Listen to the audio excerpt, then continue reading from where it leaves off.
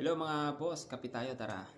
Ang tanong, magkano ba ang pwede mong sahurin dito sa Canada as a wood processing laborer? So, yung kasi yung trabaho namin dito. Sa wood kami, wood work.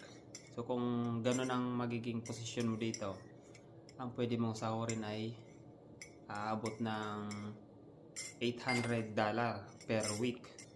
Yun yung dito sa lugar namin. Pero iba-iba po ang rate sa kada lugar dito sa Canada. Maswertihan mo na makakuha ka ng nasa $20 per hour and up. So, dapat hanggang dun yung makuha mong sahod. Kasi kapag bumaba pa dun, baka wala na sa iyo matira.